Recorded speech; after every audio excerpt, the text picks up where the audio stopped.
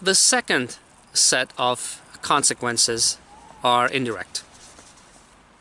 The demographic transition from growing to decreasing and finally to stable populations is difficult and extremely disruptive. During this transition, many of the social and economic problems the architects of the depopulation policy intended to fix are temporarily exacerbated. Stable populations are unknown to modern industrial and post-industrial states and require a redesign of the social and economic structures that they are accustomed to and that are rendered obsolete by this new demographic makeup. Among the indirect consequences are many that are economic in nature. Going from a growing to a decreasing population causes economic havoc in liberal free market economies that are premised on continuous growth. So the first economic consequence is recession, deflation, and chronic unemployment.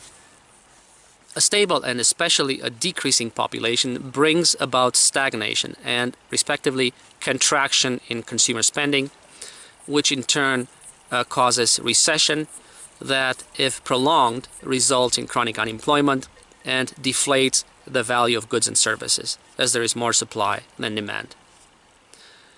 So you have a domino effect.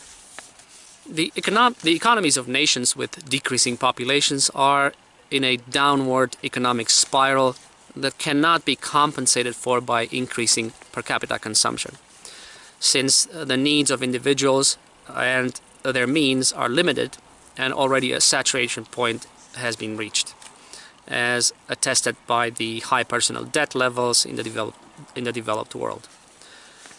Nor can they be compensated for by increasing exports, because that disrupts the economies of the importing countries and the balance of trade.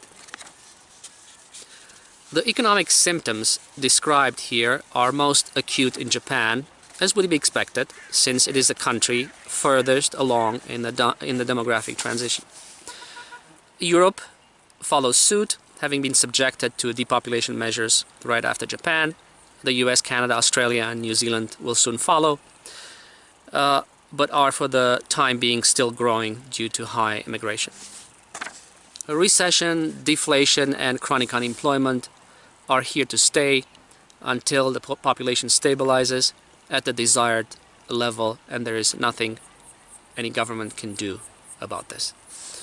The most Western governments can hope to achieve is to avoid defaulting on their debts until growth in the developing world can come to the rescue of the developed world, which is why China and the wealthy nations of the Gulf have been funding the West's deficits and will continue to do so. This dying fiscal arrangement will inevitably end in a global currency, for that is the only way to start with a clean slate once enough developed nations can no longer repay their debt. Second economic consequence is public debt, capital flight, and outsourcing. Governments have responded to recession by adopting expansionary macroeconomic policies. That is to say, they have increased the money supply and government spending while also decreasing taxation to boost personal spending. This has caused the public debt to balloon, saddling future generations with unsustainable and unrepayable debt. These desperate measures, however, are meant to keep the developed world afloat while its population decreases. As business profits have been shrinking at home, companies are moving abroad to the developing world, where populations are still growing and consumers are much younger and therefore more likely to spend. And with them go also the developed world's capital and jobs. By this transfer of wealth and industry, a more homogeneous distribution of wealth is hoped to be achieved globally by the gradual impoverishment of the developed world and the concomitant enrichment of the developing world.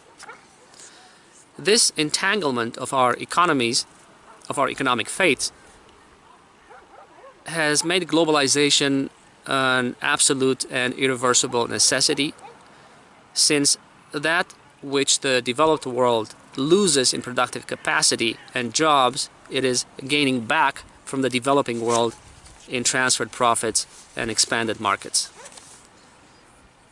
Another economic outcome is collapsed social safety nets and pension plans. The demographic transition, having reached an advanced stage in the developed world, the aged, defined as 65 years old and over, now equal or outnumber the young, defined as 18 years and under.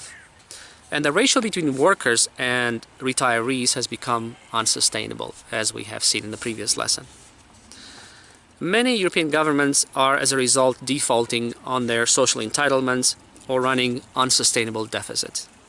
For the time being, they are being bailed out by their wealthier neighbors, who themselves are running deficits. As the populations of Europe and Japan continue to decrease, there will be fewer and fewer workers to pay the pensions of the old and the taxes governments need to meet their social obligations. This means that the fiscal situation of nations with decreasing populations will become increasingly dire and will end in bankruptcy. The only way to avoid this outcome is by achieving political union between the developed and developing world, so that taxes can be collected and transferred across borders when and as needed. One world government, therefore, is inevitable. Another set of indirect consequences is social, or social in nature. Society is a cohesive whole, and the social engineering required by the global depopulation policy has caused great disruptions in the social fabric of nations, with dire repercussions on families, as has been indeed intended. The first set of social consequences is social decay and division. In other words, insiders versus outsiders. The secrecy and discretion required by the global depopulation policy has by necessity split society into two camps: insiders and outsiders. This division is antithetical to the concept of equal rights and to social cohesion, and is ripping societies apart. The very function of the insiders is to undermine the safety and stability of the rest of us, so that our families cannot thrive and will break apart.